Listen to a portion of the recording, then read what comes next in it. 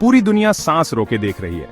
हर headline, हर news bulletin, हर social media update इस चल रहे कॉन्फ्लिक्ट की याद दिलाता है जिसने दुनिया को जकड़ रखा है।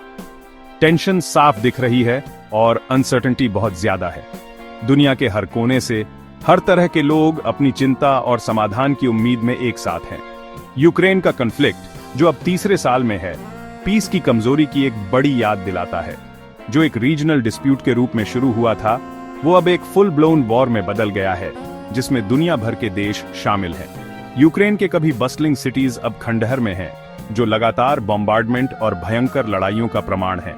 यूक्रेनियन लोगों का रेजिलियंस उनके फिर से बनाने और विरोध करने के डिटर्मिनेशन में दिखता है। इतनी बड़ी एडवर्सिटी के बावजूद भी शुरुआती शॉक अब एक ग्रिम रियलिटी में बदल गई है। लाखों लोगों की डेली लाइफ उलट-पुलट हो गई है और वॉर के निशान हर जगह दिख रहे हैं। कभी हंसी और डेली लाइफ की आवाजों से गूंजने वाली सड़कें अब बिल्कुल साइलेंट हैं, सिवाय कभी-कभार मिलिट्री व्हीकल्स की आवाज और दूर से कॉन्फ्लिक्ट की आवाजों के। लोगों पर साइकोलॉजिकल टोल बहुत ज्यादा है। अनगिनत लोग ट्रॉमा और लॉस से जूझ रहे हैं। दुनिया एक ऐसे वॉर के कॉन्सिक्वेंसेस से जूझ रही है जिसका कोई अंत नहीं दिख रहा है। इंटरनेशनल लीडर्स अर्जेंट मीटिंग्स में मिल रहे हैं, पीस की कोशिश कर रहे हैं और क्राइसिस का सोल्यूशन ढूंढने की कोशिश कर रहे हैं।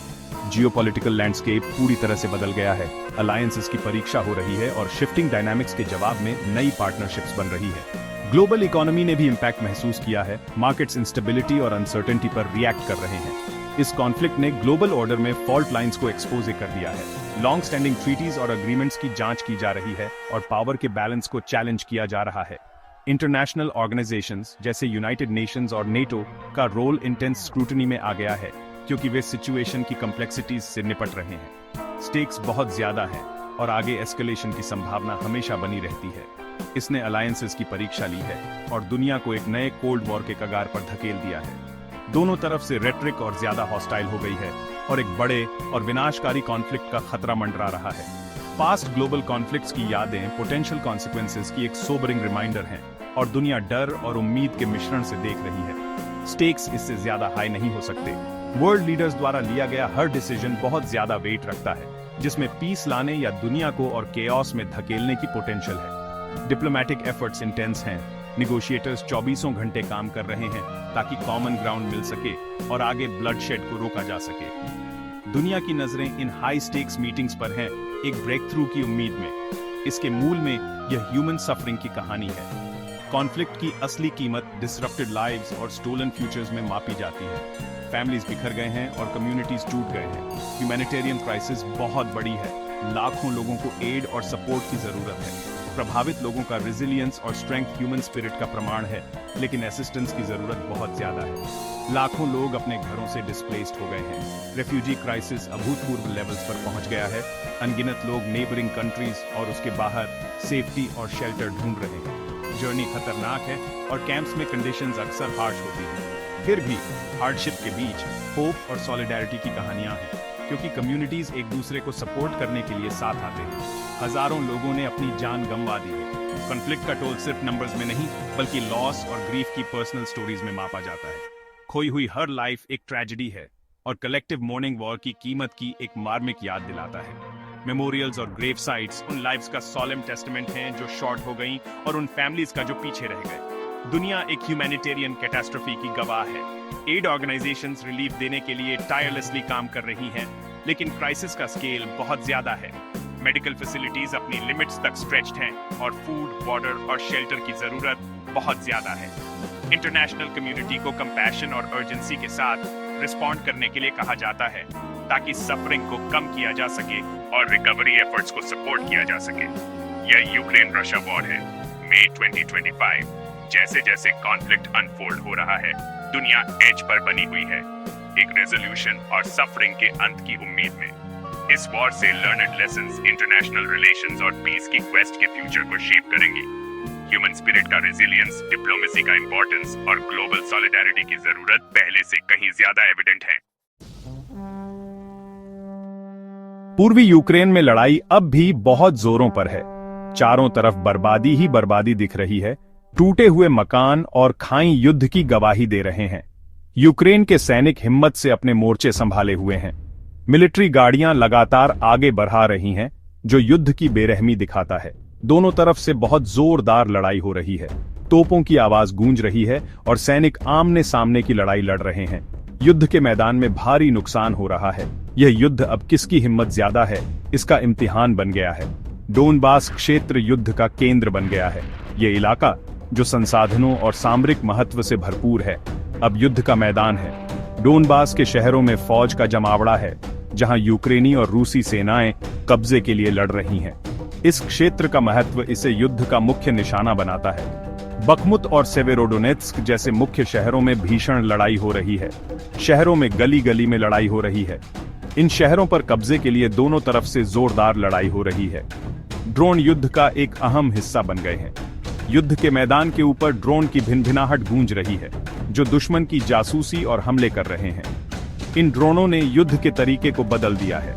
दोनों पक्ष जासूसी और हमलों के लिए ड्रोन का इस्तेमाल कर रहे हैं। सैनिक कंट्रोल स्टेशन से इन ड्रोनों को चलाते हैं, जानकारी इकट्ठा करने और दुश्मन के ठिकानों पर निशाना लगाने के लिए। ड्रोन का इस्तेमाल दोनों पक्षों की रणनीति का एक जरूरी हिस्सा बन गया है। आसमान में ड्रोन की भिनभिनाहट लगातार सुनाई दे रही है। ये मशीनें निगरानी और हमलों के लिए समूह में उड़ान भरती हैं। हवा में उड़ते ड्रोनों के क्लोजअप फुटेज से उनकी आधुनिक तकनीक और आधुनिक युद्ध में उनकी महत्वपूर्ण भूमिका का पता चलता है। इन खतरनाक मशीनों ने आधुनिक युद्ध का चेहरा बदल दिया है। ड्रोन हमले अब आम बात हो गई है। ये मानव रहित वाहन दुश्मन के ठिकानों पर सटीक हमले करते हैं। युद्ध में ड्रोन के फुटेज उनकी प्रभावशीलता और युद्ध के मैदान पर उनके महत्वपूर्ण प्रभाव को दिखाते हैं। रूस ने मिसाइल हमले जारी रखे हैं, जरूरी ढांचों को निशाना बना रहा है। मिसाइलों के प्रक्षेपण और उसके बाद होने वाले विनाश युद्ध के विनाशकारी प्रभाव की याद दिलाते हैं। इन हमलों के बाद इमारतें और ढांचे मलबे में तब्दील हो जाते हैं। यूक्रेन को कमजोर करने की कोशिश की जा रही है। बिजली संयंत्रों, पुलों और सड़कों को नष्ट करना यूक्रेन की रक्षा को कमजोर करने और युद्ध के प्रयासों को बाधित करने की रणनीति का हिस्सा है। जरूरी ढांचों को भारी नुकसान हुआ है, जिससे अनगिनत नागरिकों का जीवन प्रभावित हुआ है। यूक्रेन के लोग अद्भुत साहस दिखा रहे हैं।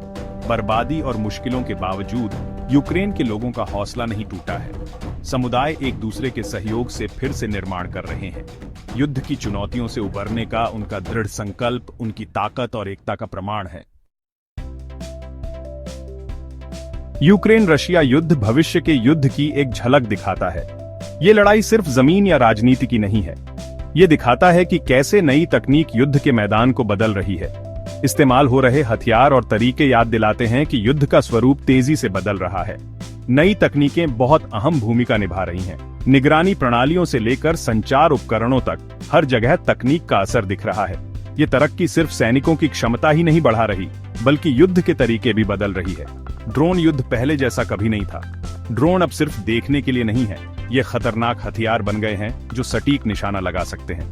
ड्रोन के इस्तेमाल ने युद्ध के मैदान में एक नया आयाम जोड़ दिया है, जिससे ऐसे काम हो सकते हैं जो पहले असंभव थे।